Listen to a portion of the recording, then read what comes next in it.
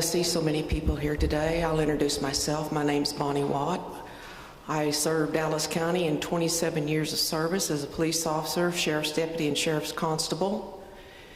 And with that affiliation, I have become a chaplain, and I happen to be the chaplain for the International Police Association USA section. And Joanne reached out to me after Russ's passing and asked me if I would be kind enough to lead this today. This is not going to be your normal everyday service. This is a service of love. Those that loved Russ, those that have kept him in his heart since he's passed. And I know there's a lot of people that loved him that probably never ever met him. Me, I'm from the other side of the tracks.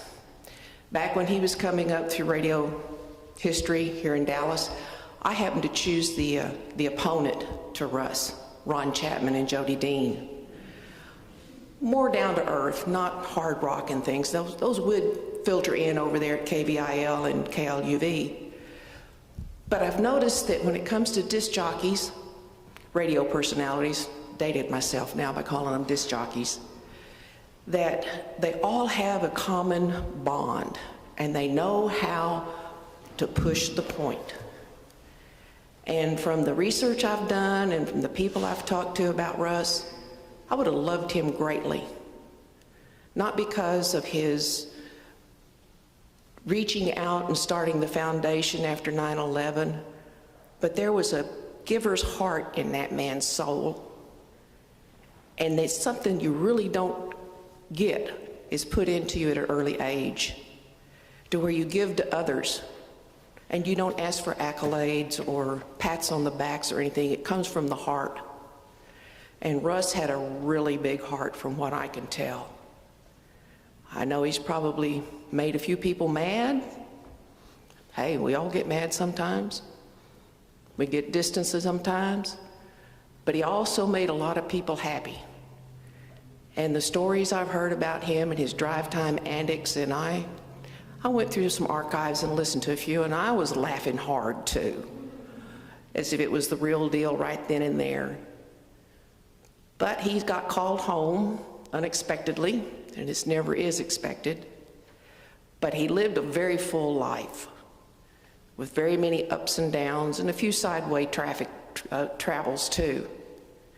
But we've gathered today here to pay homage, to recall and share stories about him and his antics and who he has reached out to. And I'm sorry that he's not here, but I know he's got his hearing aid turned up, that radio headset's turned up, and he's listening in real close. And I imagine we're going to have him laughing too today. The first person that we are wanting to have do a presentation is a video tribute, Dan. He had some other things that came up, so he couldn't be with us today. So let's hear what Dan has to say.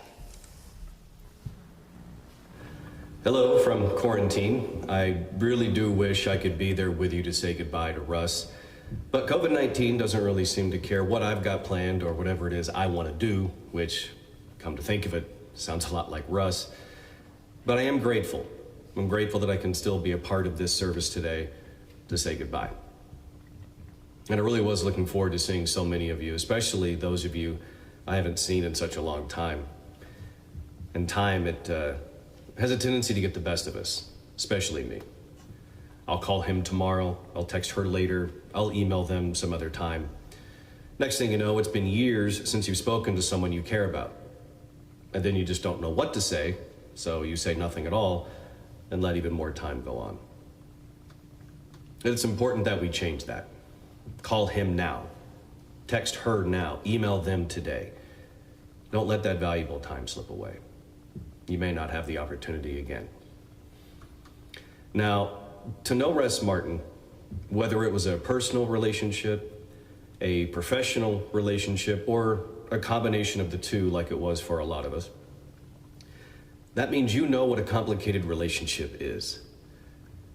I'm certain that everyone in this room loved Russ. But I'm also pretty certain that if you're in this room, it also means you hated him at times. And that's okay. That's what makes the relationship with Russ beautiful. It was hard. Russ didn't give away anything for free. In fact, if he did give you something, he would then hold it over your head forever, so it definitely was not free. Instead, most of what you got from Russ was earned. If he respected you, you earned it. Maybe that's why so many of us wanted to please him. And Russ Martin did what he wanted to do and how he wanted to do it. That was true in his life, and it was true in his death. But our lives are better because we knew Russ. Either because of him or in spite of him, our lives are better because we knew Russ. And if nothing else, we've got some great stories to tell. Just be sure to start at the end of the story so Russ can tell you if he's interested or not.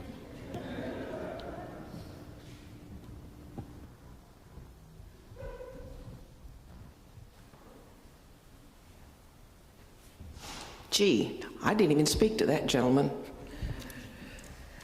Next, we'd like to hear from Jed.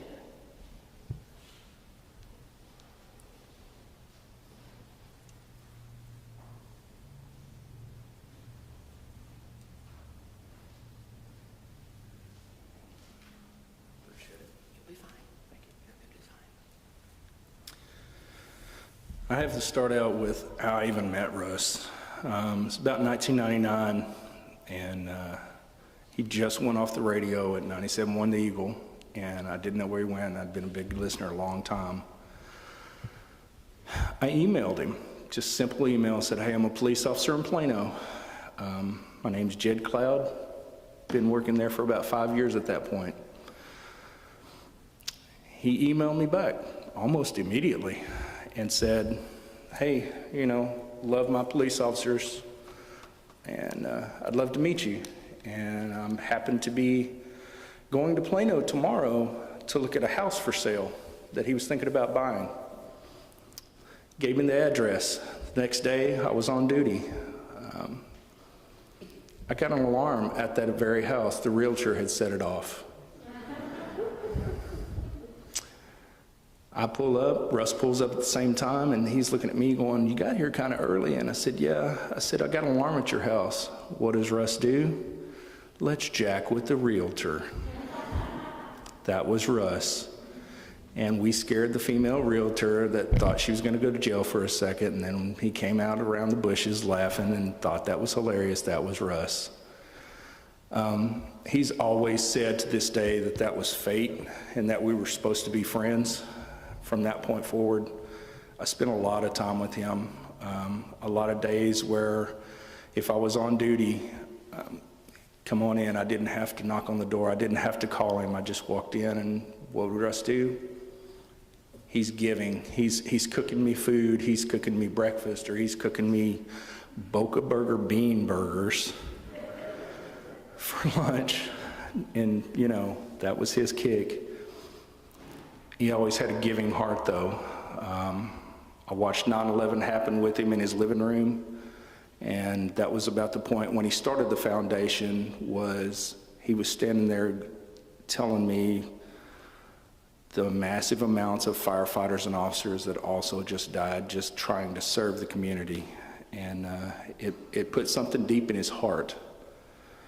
I went with him on 7 or 8 check deliveries after he started the foundation for the fallen officers and the firefighters. And I'll tell you this, it was never about him. It was always about the listeners and the foundation.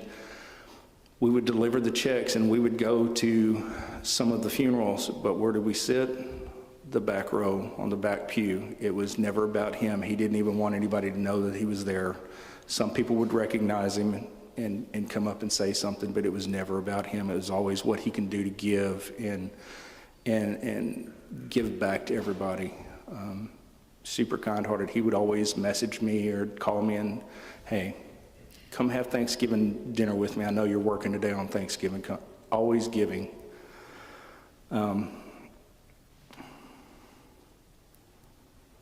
We're all going to miss him. It was tough. There was tough times, there was great times, And like Dan said, if you knew him, he was awesome. He was awesome. All I can say is let's let the moment be what the moment is and enjoy and think about him and how much he cared for us.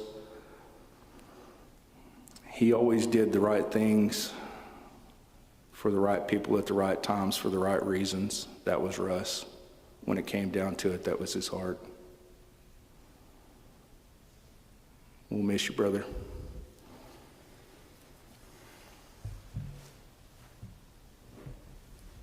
Jed.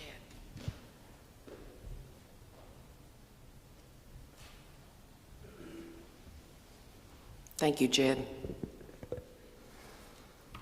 For someone that never met the man, I got the picture. He just helped reinforce that for me, that Russ gave from his heart, and he didn't want the accolades. Next, we'd like to hear from Billy.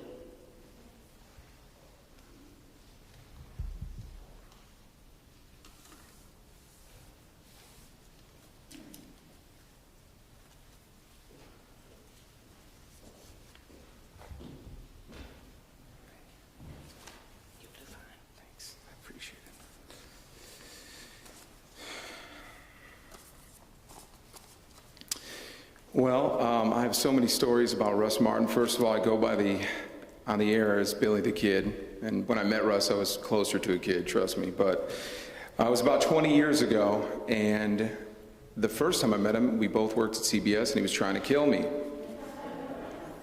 And I really thought that was the truth because I was right next to him in the studio next to him, and I was a fan, and I thought he was incredible, and I used to listen to his show all the time. And when I saw him peering through my studio window, I thought, oh my God, this is the craziest thing ever. Like, Russ is curious how I do my show. Like, he's watching me run my board. Look, that was not the case. Little did I know he was waiting to see when I turned my mic on so he could send Chloe in with a barrage of lit fireworks at my head. And they exploded while I was on the air, and that was my first impression of Russ. But in a weird way, I was kind of honored. I know that sounds kind of crazy, but that was Russ's way of showing that he liked you, that he cared. And I got to know that, and what an incredible person he was. Also, at the same time, a complex person, as Dan and Jed mentioned. And, you know, he wasn't always easy to understand, but if you took the time and made the effort, it was worth it. It was special. And I think everybody in this room knows that. I thought I was lucky to call Russ a friend. I looked up to him in his business. I respected his drive, his passion, and why he did it. As a matter of fact, when we worked together for a long time at CBS and I eventually went to iHeart, he called me up when he left CBS and he said, hey, do you think you could put in a good word for me at iHeart? I was like, yeah, but I think you're making a fortune doing nothing right now, so why would you want to work? And he said, I don't care about the money. And that was a powerful, powerful statement because he knew it was more than that. And it was more about his team that he was worried about, what they were going to do. It was also about his foundation, and he knew that being on the air powered that. And I thought that was pretty awesome, and I really respected that. Russ hated to show how big his heart was. I think we know that. And to show that he cared. I remember when my son was born, he came into my studio in a very Russ Martin way, fast, with his Dallas police gym bag in his hand. And he said, didn't you have a kid or something? And I was like, yeah, I did. Yeah, I did have it. He's like, I think a boy or something, right? Yeah. And I was like, yeah, I did, the rider. And he goes, yeah, I thought so. I got him some stuff. I was like, you didn't have to do that. That was incredibly nice of you. And it was a tricycle and a wooden horse. And I said, thank you. And he said, shut up. And he ran out. And I just always hated that he didn't want to take the time and to really hear how much we loved him and we appreciated him. And I wish he did, because a lot of us did, that knew him and didn't know him. And I thought that was just something that, I just wish he loved himself as much as we loved him, really. I'm going to miss him. I'm going to miss our random talks, taking a tug off a half-empty bottle of Jack Daniels that God knows where it's been now in COVID times. That's terrifying to think about. But it was part of everything with Russ. It was just those small moments that were the big moments, and I'm going to miss his voice, and he was a force to be reckoned with on the air, and one of the best to ever do it. He taught me a lot, and I don't think he knew that. And he always used to say that radio was his superpower, but I always thought that he was radio's superpower. Thanks.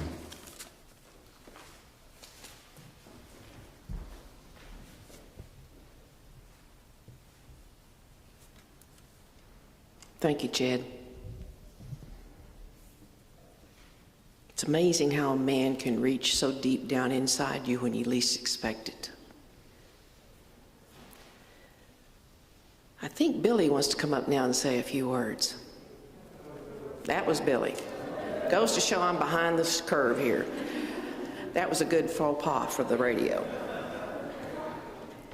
At least I'm not getting a bunch of mic clicks. If I'd done that out on the street, man, but you know. Anna, would you like to come up and say a few words?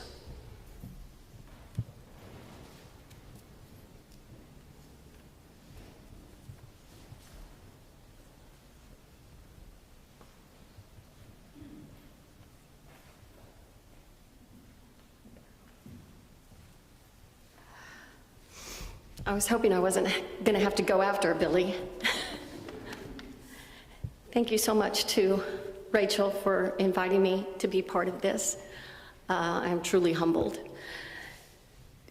Growing up, I was never allowed to play in my brother's treehouse. No girls allowed, but for some reason, beyond my understanding and beyond the understanding of many of you here today, as an adult, I was lucky enough to be invited to play in Russ Martin's treehouse, if only for a visit. The man who wouldn't talk to people in the hallway at iHeartMedia or in the elevator. The man who turned on a microphone and came to life. He had invited me to become part of his world, and not just at the radio station, but in his world at home as well. Because of the pandemic, I was already missing our dinners and our movie dates where we would watch classic TV shows, everything from Star Trek to Dallas to YouTube videos, sometimes in complete silence and sometimes with play-by-play commentary, with Russ mentioning that he met Larry Hagman and that Larry Hagman rode the Batmobile with him.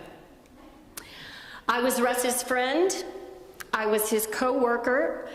Sometimes I was his delivery driver, and many times I was his translator.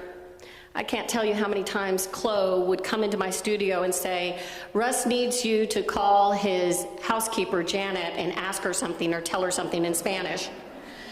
The next thing I know, I'm the United Nations with Janet calling me, asking me to tell Russ something or ask Russ something. As a matter of fact, even though Janet had not worked for Russ for years, she was one of the first calls that I received after it was announced that Russ had died.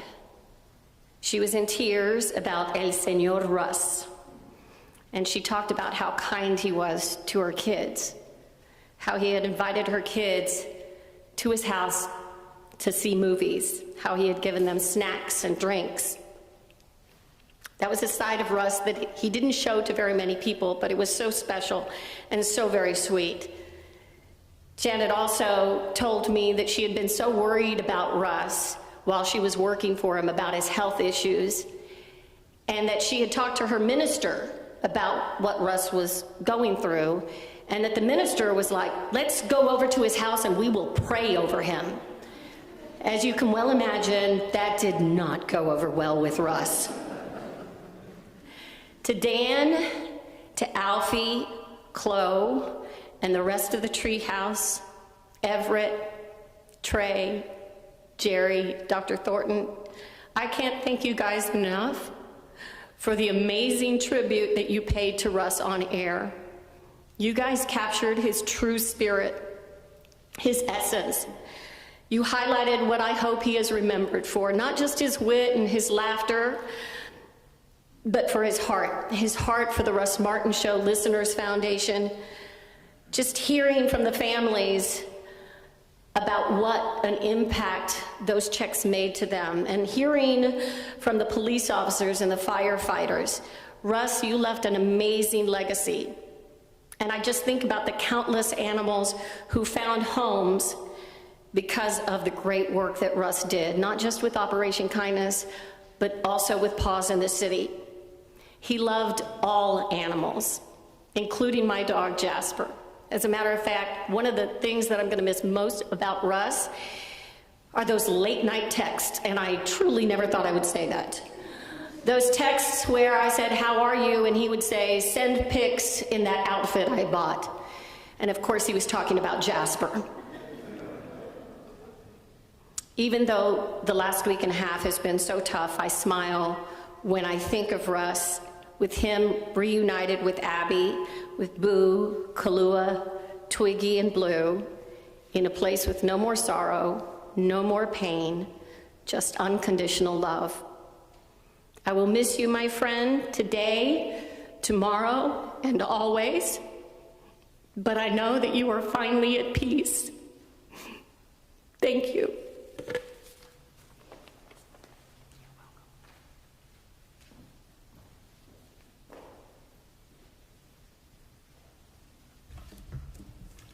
I had a good friend tell me one time that dog is God spelled backwards. I think Russ realized that. As many animals as he loved, dogs, the picture out in the foyer with him and his dog, that popped in my mind when I saw it a while ago. David, we'd like for you to come up next and speak, please.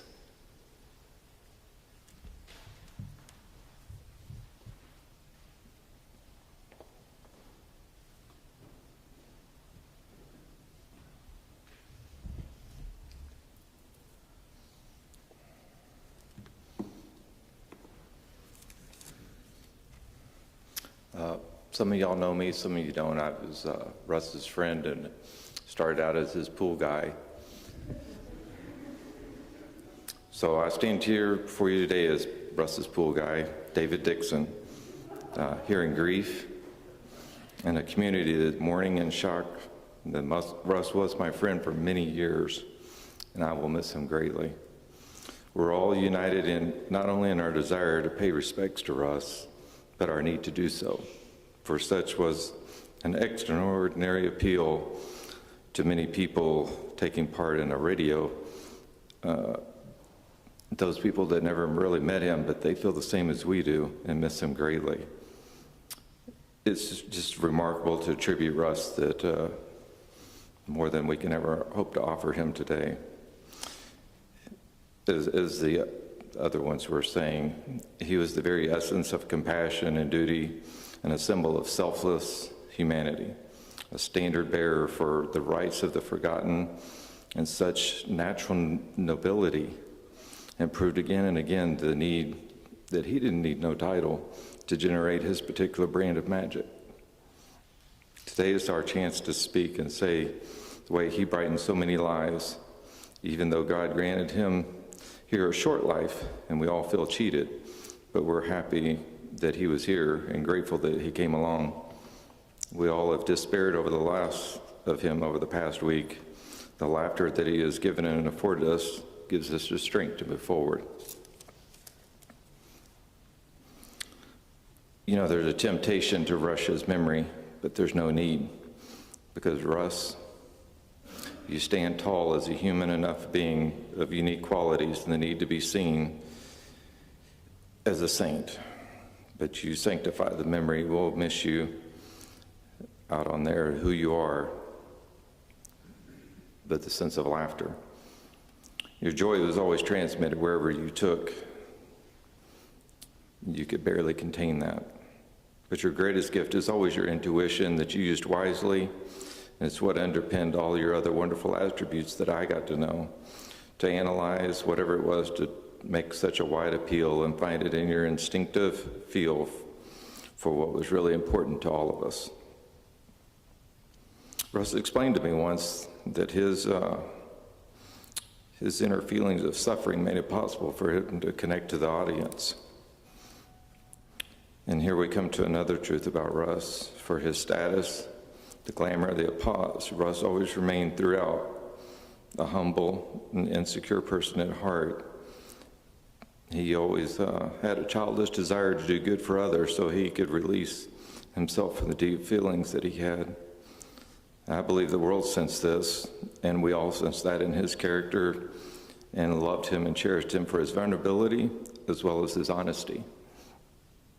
There's so many memories that I'm going to take and cherish with me forever, but I want to end in closing by thanking God for Russ, to have him here, and we all thank him for the life of a man that I'm so proud to be able to call a friend, and the unique and complex, extraordinary but irreplaceable Russ, whose character will both be internal and external, will never be extinguished from any of our minds. Thank you.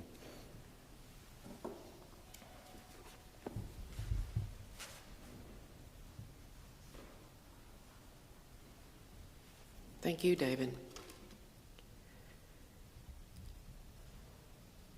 I was once told by another individual that a memory is eternal, means it never dies. You carry that memory in your heart.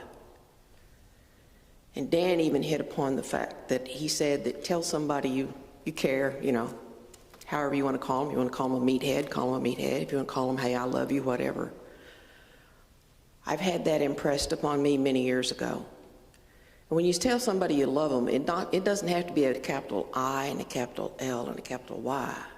It can be a little L and a little Y. Love you. L-U-V-Y-A. There's hardly a day goes by or a conversation, a text message or whatever. I usually close with love you, with emojis, kisses, a hug, and a heart.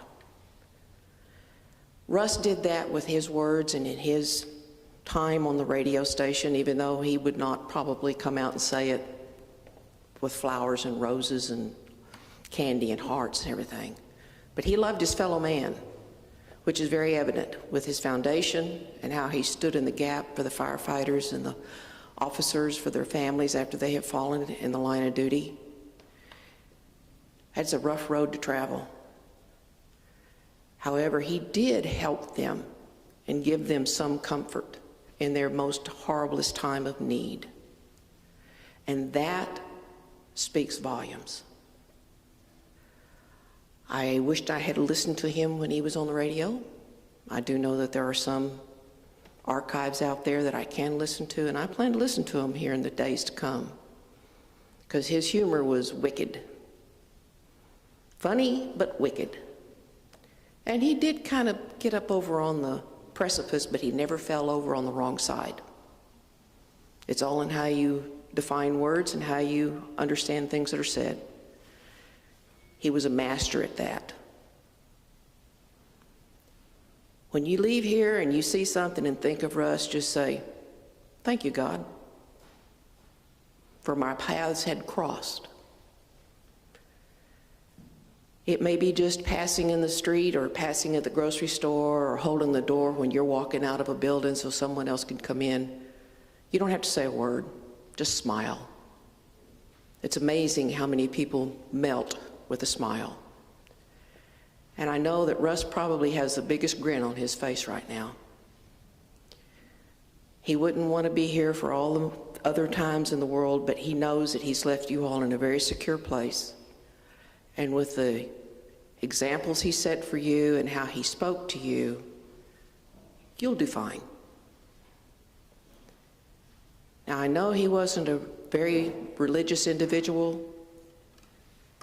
However,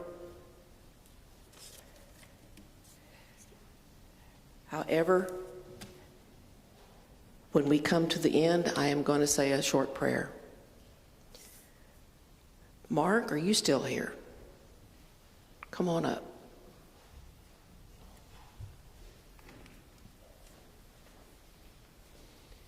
I apologize. I lost track of names.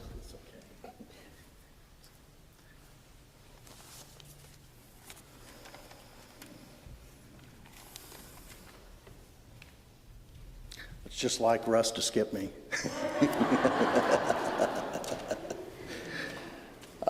I met Russ a couple of times, 10 to 15 years ago, but our relationship really started 9 years ago when I started going on to his radio show every week. And I'd bring 1 to 2, I still do, I'd bring 1 to 2 adoptable dogs and that are available for adoption, and I'd talk about them.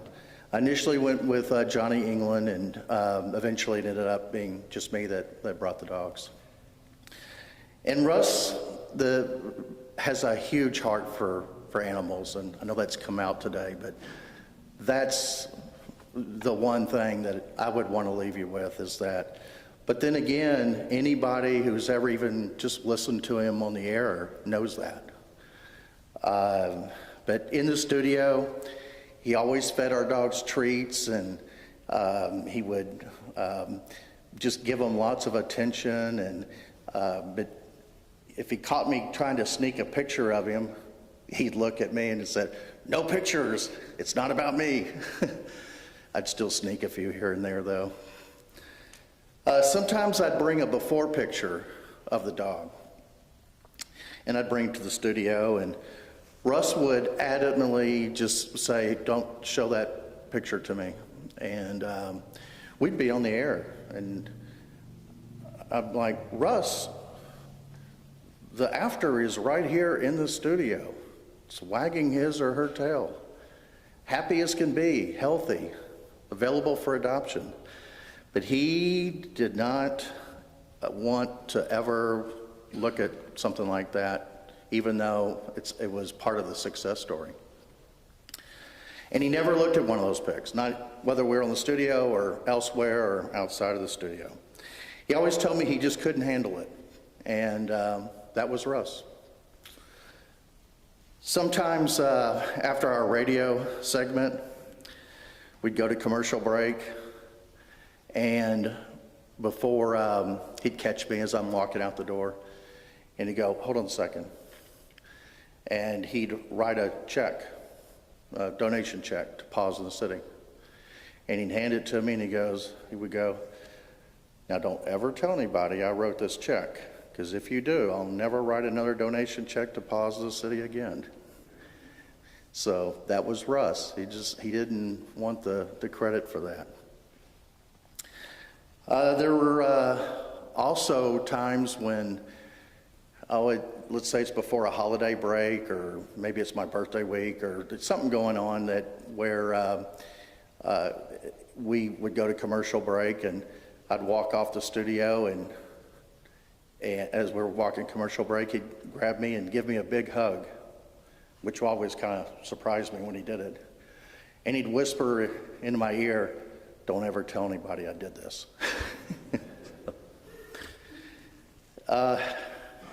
Russ and I became very close friends over the last few years, and there's nothing he loved more than his own dogs. And it's Abby, Twiggy, Blue, Bandit, Gizmo, just to name a few of them. When I would drop by to visit him or check on him, he would always say, "Check on the dogs first. Don't worry about me. Just check on the dogs first. Have you let them outside? Have you let them go play outside? Do they have plenty of food? Do they have plenty of water?" He always told me that every single time. And Well, because of my schedule, it tended to be late at night when I visited. Usually he would ask me to bring some vegetable soup, or if he was feeling better, maybe some Tex-Mex or something. And after I'd get him all set up with food and whatever else he needed, he'd ask if I could stay and watch a movie or some TV. And if you know Russ, I think Anna mentioned it a little bit earlier, it was always, or almost always, 1970s or 1980s movies or TV shows. And some we would watch repeatedly. I now know every single episode of Gunsmoke, backwards and forwards. That rifle is in my head going off. So. And some of these shows I watched as a kid, like, you know, Smokey and the Bandit and what have you, and it was cool to watch them again and all. But those were fun times. And then sometimes I'd wonder, God, how many times am I going to watch Dukes of Hazzard and Rockford Files? But now I'd give anything just to watch one more time again with him. Gonna miss you, boss.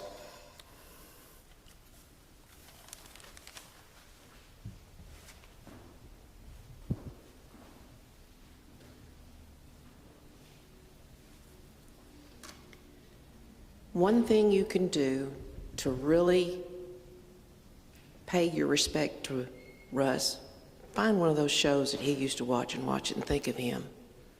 Those shows that he used to watch, I watched the first time when they were being shown, and they are great. I go back and watch myself sometimes. He's left a legacy that nobody else will ever go above or beyond. He's left many a hole in many a person's soul and heart. But he's still with you. You may not know it, but he will be watching over us. And always remember the laughter. Let us say a quick prayer. Heavenly Father, we thank you for the man you created in Russ, the heart that you instilled into him, and his abilities to help others when needed. And if he saw something that needed to be done, that he would step up and try to help do it. Be it to comfort the animals that are abused and lost, left to fend on their own, and for stepping in and helping first line responders and their families when necessary and when needed. We know that we will miss him, but we know that he is whole, not hurting, and probably pulling all kinds of stunts to make anyone and everyone laugh. We will continue to laugh. We will carry his memory in our hearts, and it will be eternal. For you have instilled in us and given to us a gift that no one else can replace or take away. We ask this all in Christ Jesus' name. Amen.